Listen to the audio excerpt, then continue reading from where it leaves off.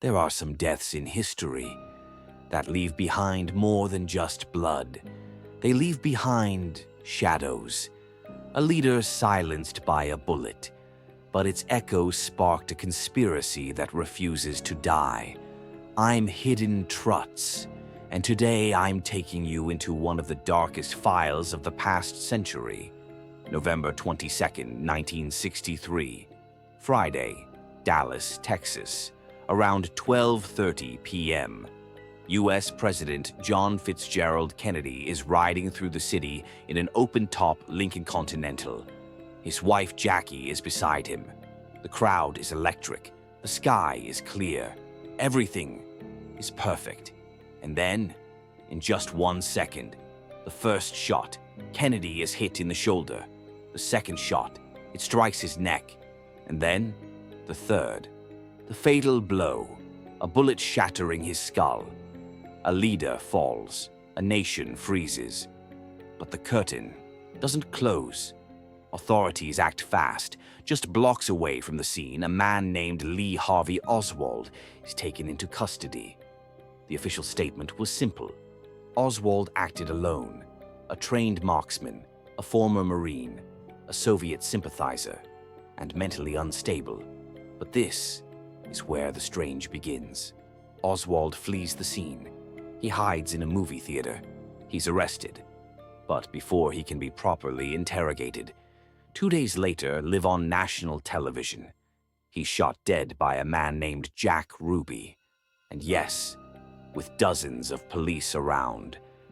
Now pause, think. The prime suspect in a presidential assassination.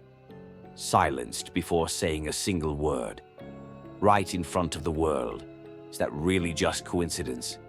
So who was Jack Ruby? A nightclub owner with known mafia ties, bars, gambling, connections to the underworld of Dallas. And most curiously, he held a personal grudge against the Kennedy family.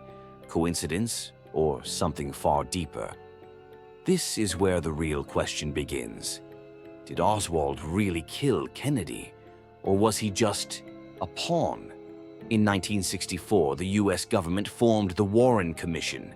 10 months of investigation, and their verdict: Oswald acted alone.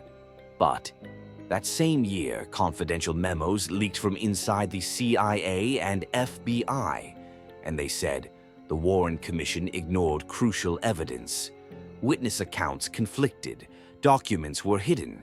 So, in other words, the story we were told had holes. And those holes, they birthed the theories. Theory 1. The CIA Kennedy wanted to dismantle the CIA, especially after their failed attempts to assassinate Fidel Castro. He no longer trusted them. And when a president turns against his own intelligence agency, well, sometimes the agency turns back. Theory 2. The mafia Kennedy's father had deals with the mob during the election. But once elected, JFK cracked down hard. To the mafia, that was betrayal, and betrayal has a price. Theory 3. The military-industrial complex. Kennedy opposed full-scale military action in Vietnam. But war is big business. He spoke of peace. But others wanted war. Theory 4. Aliens sounds wild, maybe. But documents suggest otherwise. Kennedy requested access to classified UFO files from NASA. He even proposed sharing them with the Soviets. And just days before those secrets could be revealed, he was gone.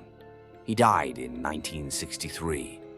Yet here we are in 2025, still asking questions.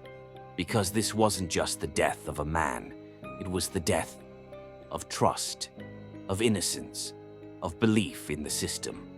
A president was silenced by a bullet, but the conspiracies, they never stopped speaking. I'm Hidden Truts, and today I showed you the darkest riddle of the century. But the real answer, we still don't know who pulled the trigger, and more importantly, why. Remember, every truth begins as a theory. Drop a comment. Conspiracy or truth? Which theory do you believe? And of course, I'll see you in the next dark file.